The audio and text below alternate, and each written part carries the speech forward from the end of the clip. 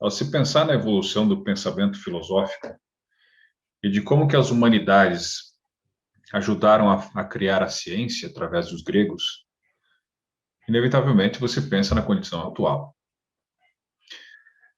Porque se os gregos conseguiram com a doxa e a tecne, que a doxa que era o senso comum e a tecne que era um fazer específico para uma determinada atividade, criar a tecnologia para que ela fosse utilizada na vida real, para que modificasse as pessoas, e depois com a expansão da Europa desde o século V até o século X, com a criação dos burgos, das vilas e dos burgueses, o crescimento, o renascimento comercial e, consequentemente, a nova evolução das profissões, a gente pensa um pouco sobre como isso reflete na nossa educação hoje.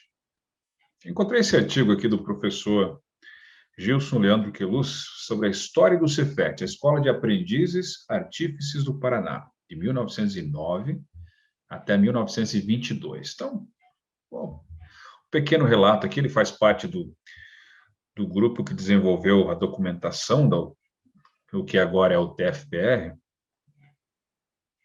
mas isso foi publicado em 1995 na revista Tecnologia e Humanismo, é o volume 14.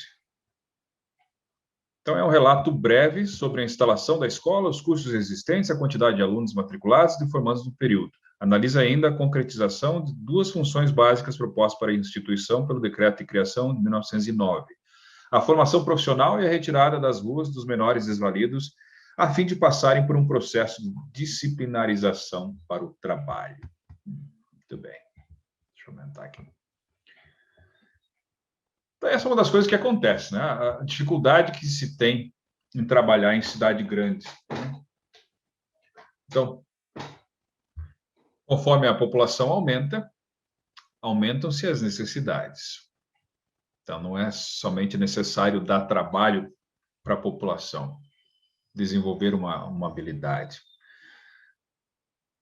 Depois, você precisa acolher essa habilidade para que você produza a sua fonte de renda. O que reforça o velho adágio de que a escola só prepara para arrumar um emprego. O que nem sempre é verdade. Existem algumas definições do que é usar os seus talentos para trabalhar. Uma delas é você ser empregado, a outra é você ser autônomo.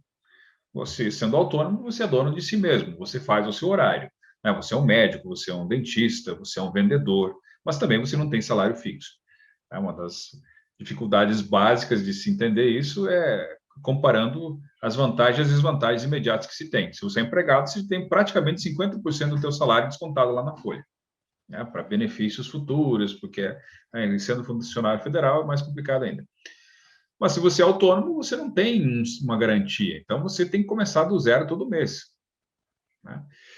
O que requer um outro tipo de motivação, de personalidade, para você poder fazer isso.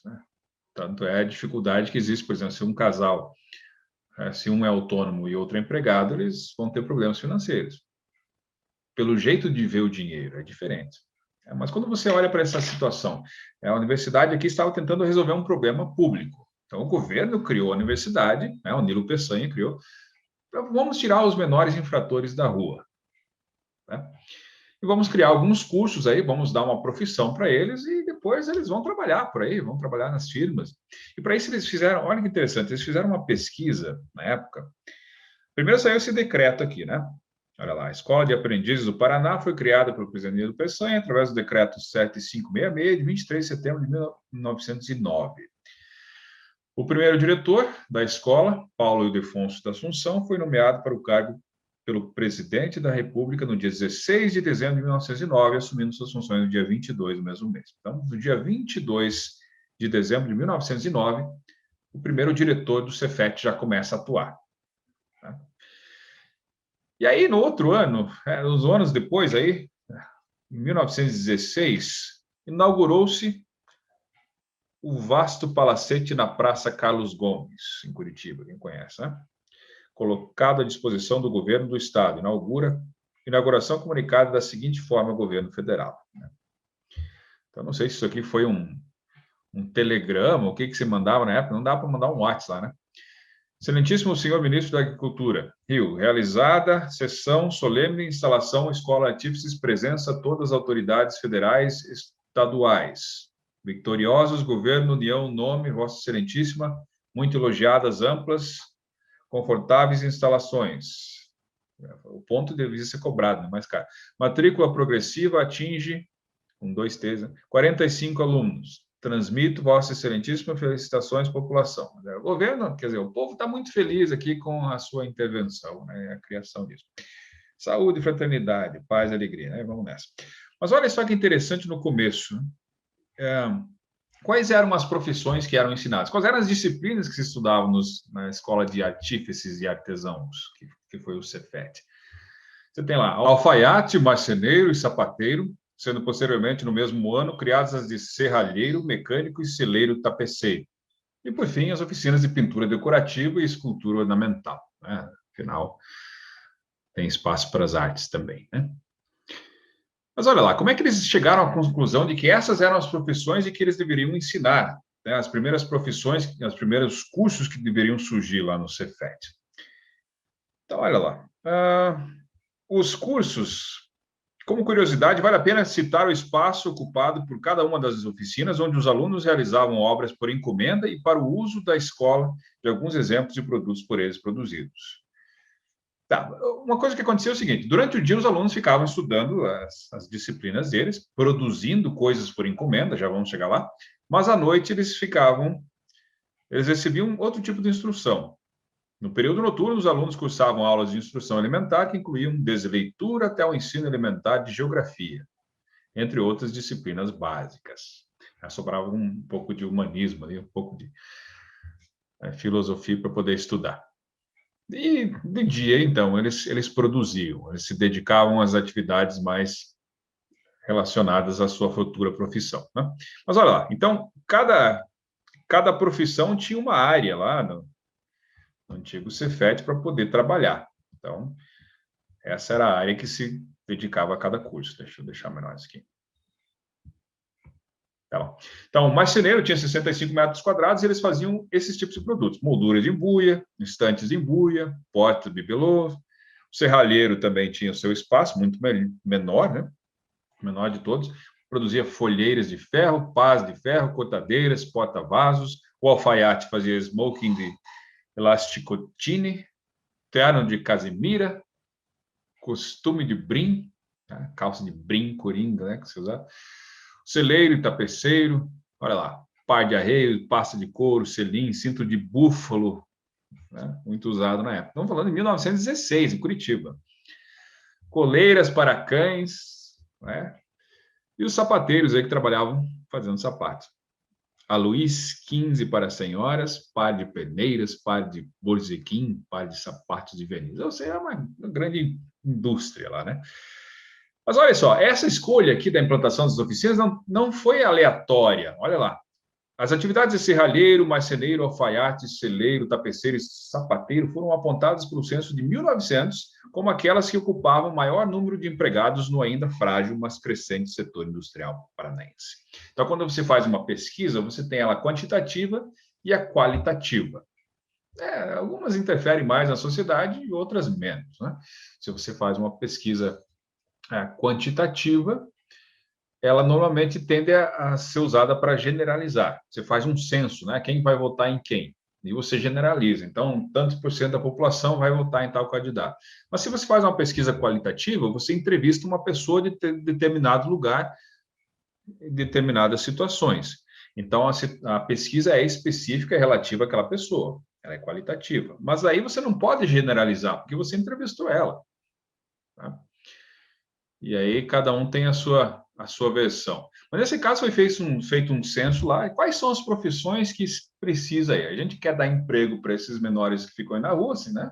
Que é um grande problema, uma grande preocupação das cidades, tá? Desde os primeiros governos. Tá? A questão do trabalho está muito relacionada a isso. Como é que o trabalho ajuda a cidade, a polis, né? E uma preocupação do governo era essa: tirar os menores infratores e dar uma profissão para que eles produzissem alguma coisa. Fizeram a pesquisa e as profissões seriam essas, as profissões da hora lá, da moda, que eles teriam garantia de emprego. Então, essa é uma coisa que se reflete no Cefet por muito tempo, a OTF também, e sempre se busca projetar para o futuro, fazer uma prospecção do mercado. Quais são as profissões do futuro? Né? O que nós estamos formando aqui? Vamos criar um currículo, então, para preparar o nosso aluno para o mercado de trabalho. Né? Só que, até que ponto existe uma interferência real da universidade ou da formação que se dá aqui para o resultado final do egresso? Que acompanhamento temos do egresso? Né? Qual que é a porcentagem dos egressos que efetivamente vai construir uma carreira com isso? Porque tem fatores que não dependem da universidade. Não dependem nem de quem está estudando e quem está sendo formado. Aí você entra em questões muito maiores, os sistemas econômicos, a política, o governo, coisas que você briga e existem a chamada luta de classes ou sistemas econômicos, não sei. O que vai fazer diferença aí? O que vai destacar esse profissional? Então, algumas coisas vêm sendo repensadas aí, vêm sendo utilizadas. Mas olha lá, eles fizeram essa pesquisa, então decidiram que essas seriam as profissões para ensinar. E aí, esse decreto aí, 7566, que era exatamente de mão de obra especializada para a indústria nacional. E diga-se mão de obra barata, mas aí é uma outra história, né? Outra discussão.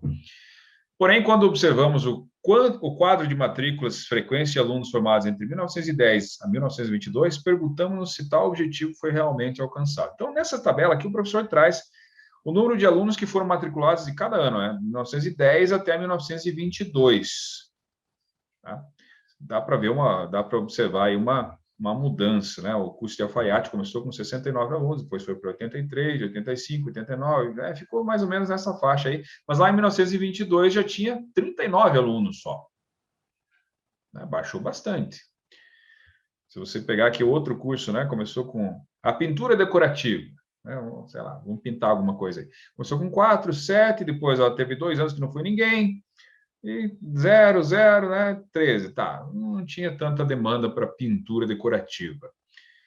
Você vê alguns outros aqui. Deixa eu ver o que mais teve. Ó, uns que continuaram, né? Foi o curso de celeiro e marceneiro. Ó, curso de serralheiro, 51. Então, houve uma queda considerável no número de alunos. O que aconteceu com esses alunos? Ou seja, não havia demanda, não havia menores infratores para procurar esse curso? Infratores, não digo, né? Que estavam lá e podiam ser o grupo que fosse estudar. Às vezes não há procura dos cursos. Uma das preocupações das universidades é essa: como é que nós vamos trazer o nosso público para cá? A Universidade Federal normalmente não tinha essa preocupação até pouco tempo atrás, com o surgimento de outros cursos particulares, a concorrência e a universalização do conhecimento e da diplomação que existe por aí. Não existe uma procura tão grande. Às vezes a universidade tem que lidar com isso, com essa deficiência. Mas olha lá, ele dá essa outra tabela: quadro de matrícula, frequência média, aproveitamento da escola de aprendizes. Olha só quanta gente se formou no curso. 1910, ninguém. 1911, também ninguém. 1912, ninguém. 13, ninguém. Opa, lá, 1914 foi o ano aí, ó. 13 pessoas só na oficina. Nas aulas não precisava muito, né? Esse negócio de ficar pensando muito não ajuda. E lá para 1922, 3 pessoas. Um total, né, de todo esse tempo aí, de 1909 a 1922, somente 41 pessoas se formaram. Mais os 25 ali. Tá? Então, você tem um total de 66 pessoas formadas. 66 jovens que se formaram nesses anos aí no Cefet. Então, olha lá, dos 13 primeiros anos de funcionamento da escola, do significativo número de 3.529 alunos que chegaram a frequentar os diversos cursos, todos eles divididos em 4 séries, apenas 66 conseguiram se formar. Olha lá, isso dá 1,87%. Então, quais são os fatores que fazem com que haja essa desistência tão grande, né, dos alunos? Não houve uma formação. Então, o objetivo não foi atingido.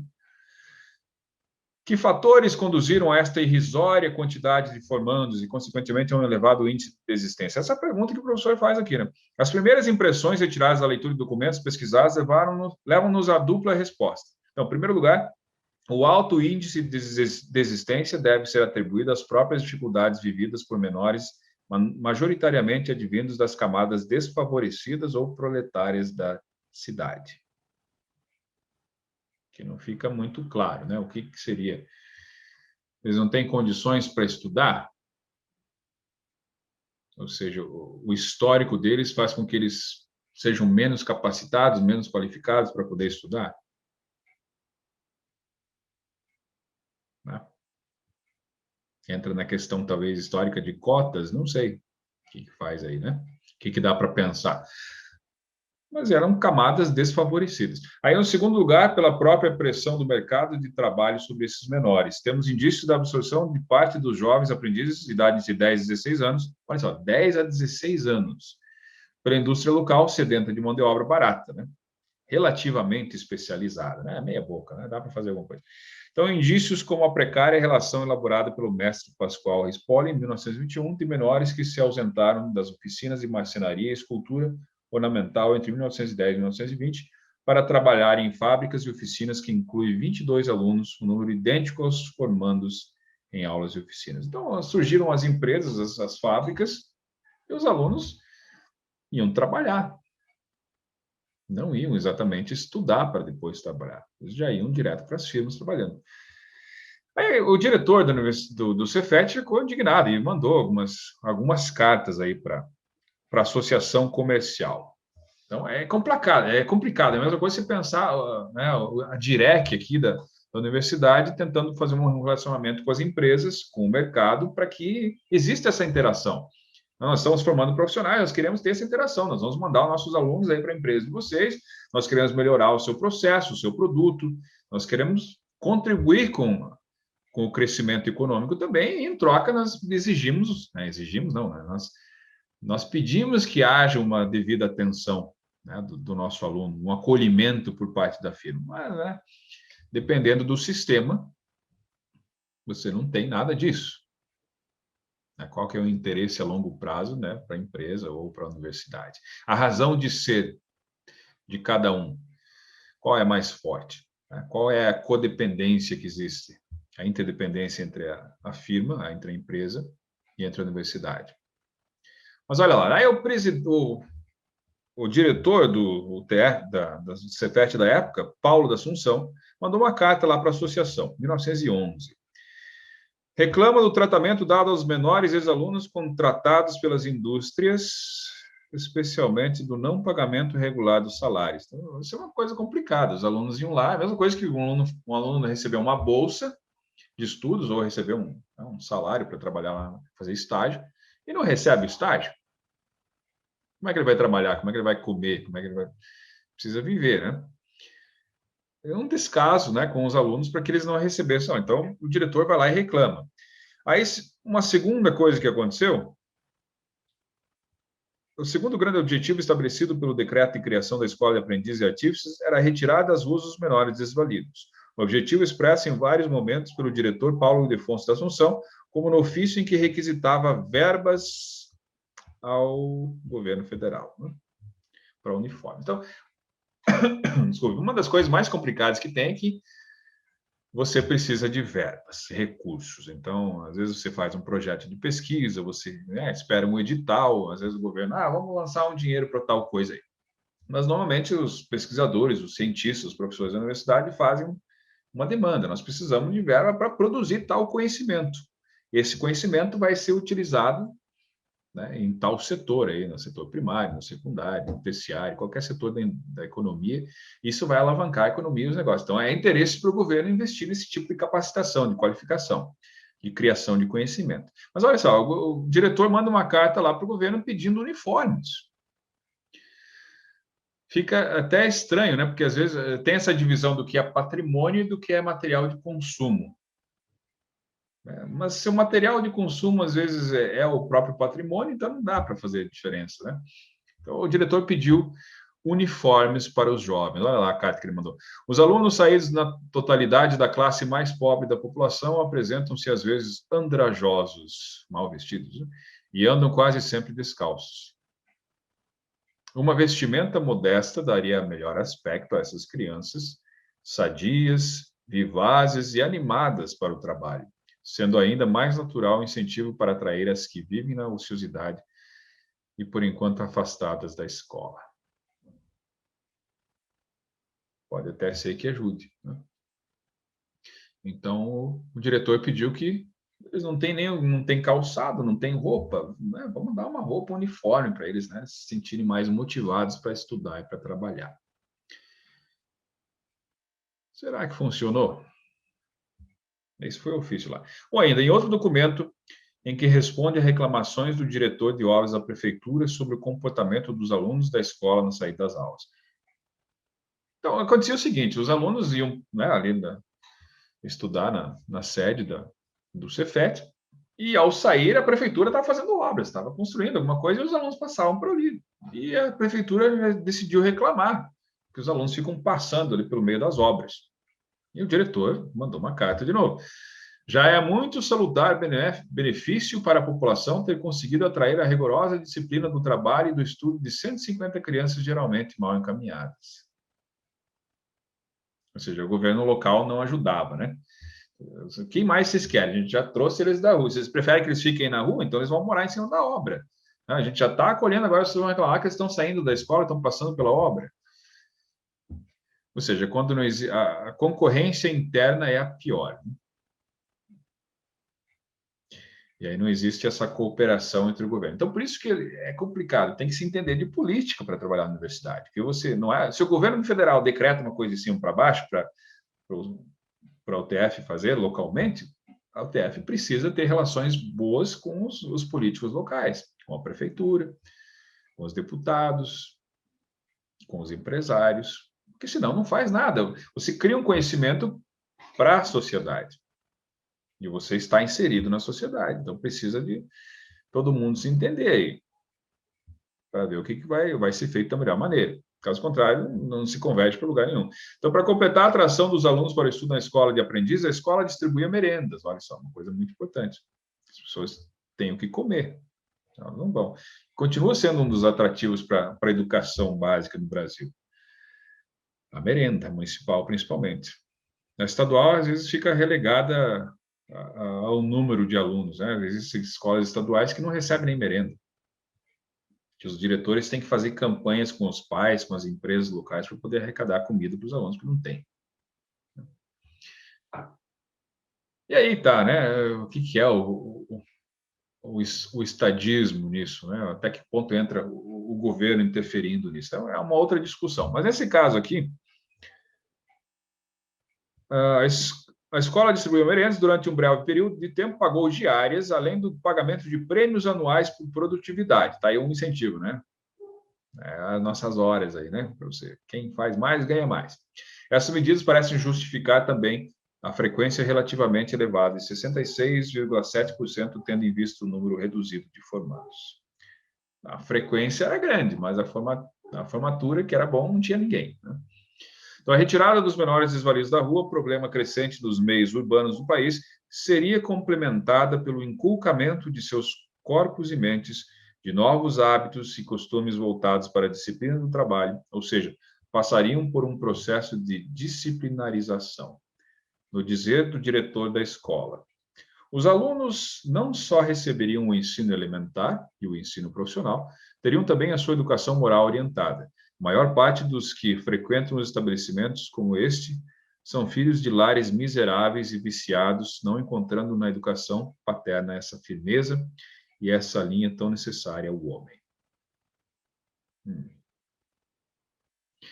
Modelo estrutural, né? A dificuldade vem de casa e a escola teve que fazer um papel que talvez não seja dela, que é uma outra discussão, né? Qual a função da escola, da universidade, qual é a função da família. E quando não há, né? Quando a estrutura familiar fica complicada, a estrutura universitária mais ainda. Mas olha lá, Paulo de Afonso da Assunção apontaria dificuldades para essa nova moral ser absorvida pelo aluno proletário. Muitas vezes, em seus próprios lares, eles pedem aquele coeficiente de educação que receberam durante as horas escolares.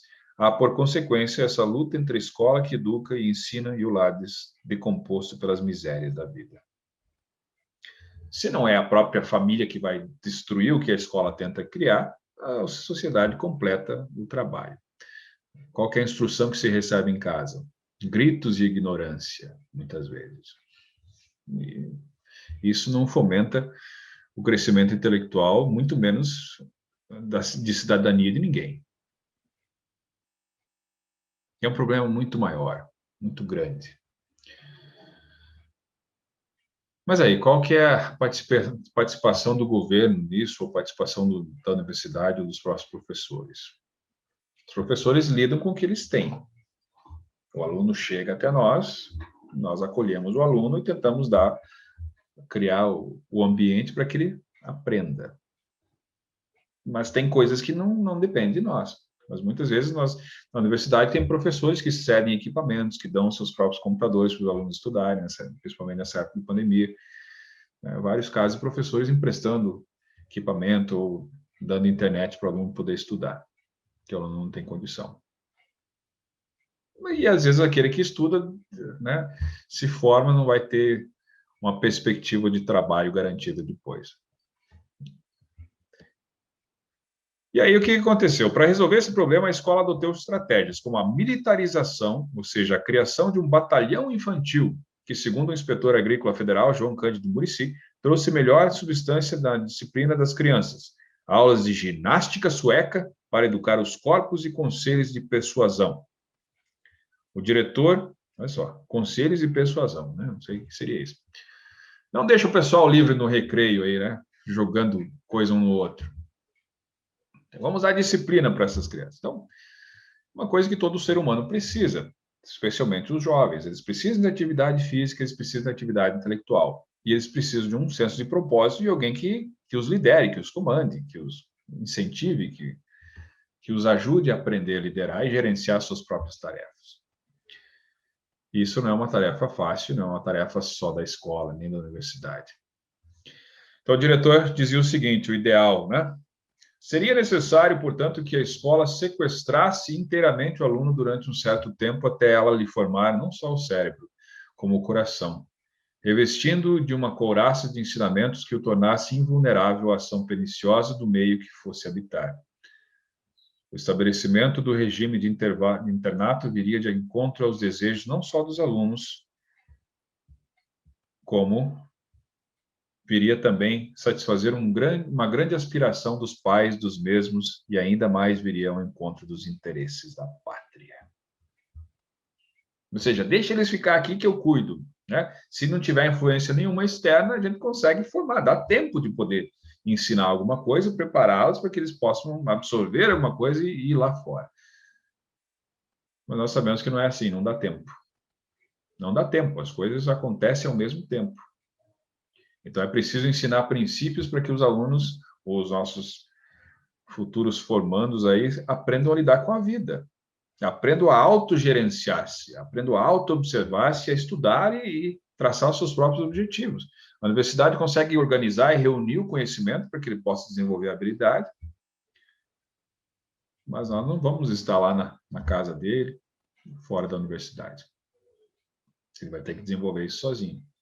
Às vezes, por isso que a discussão, a instrução humanística faz com que ele possa perceber-se. Quando o aluno se percebe, quando ele consegue verbalizar, visualizar a sua própria situação, ele consegue interferir, interagir com essa situação. É preciso que se veja em seu contexto para que se mude o contexto. Não é uma questão de comportamento só. É muito mais que isso. Então, a disciplinarização dos menores desvalidos e o esforço de formação de mão de obra especializada foram componentes fundamentais da precária estruturação da Escola de Aprendizes Artífices do Paraná, que, apesar das dificuldades, tornou-se, no período estudado, um modelo para o país. Participou de exposições internacionais, como a de Turim, em 1911, de nacionais, como a exposição do centenário de 1922, alcançando algumas premiações. O seu diretor, Paulo Defonso da Assunção, foi escolhido pelo governo federal como inspetor das demais escolas de aprendizes espalhadas pelo país. Mas tudo isso é muito pouco. São apenas primeiras impressões de um trabalho de pesquisa que irá se aprofundar com o núcleo de documentação da história. Então, dá para se buscar mais lá na documentação da história do Cefet na universidade. E a história continua. Ela continua agora. Nós estamos inseridos nisso e já vem de uma longa data. E daqui para frente, para onde que vai? Qual será o futuro das profissões, o futuro da educação e o futuro do ensino? O que se deve pensar mais? No que se deve investir? Na formação docente? Na formação tecnológica? Na formação humanizada? Ou numa ponte de interação entre as duas? Quando se cria os resultados que se esperam, baseados na pesquisa e na experiência, pode se desenvolver um pouco mais de esperança. Mas vai longe ainda. Então tá aí, a pesquisa do professor. Deixa eu colocar o nome do professor de novo aqui. Professor Gilson Leandro Queluz, a documentação da história do Cefet. Então sempre vai necessitar, sempre haverá necessidade de especificações técnicas. Toda necessidade requer especificações técnicas. Se existe uma necessidade que precisa ser preenchida, dá para se desenvolver técnicas para atendê-la. Se desenvolvem as técnicas e as tecnologias na universidade, se prepara o aluno, mas ele precisa amalgamar essas técnicas e essas tecnologias com o seu ser, com a sua formação humana, com a sua interação no meio. Para isso que ele precisa perceber-se. Ele precisa desconstruir o discurso epistemológico e reconstruir o seu próprio discurso identitário. Isso vai fazer com que ele interfira não só na sua vida, mas na vida dos outros. É isso aí, minha gente.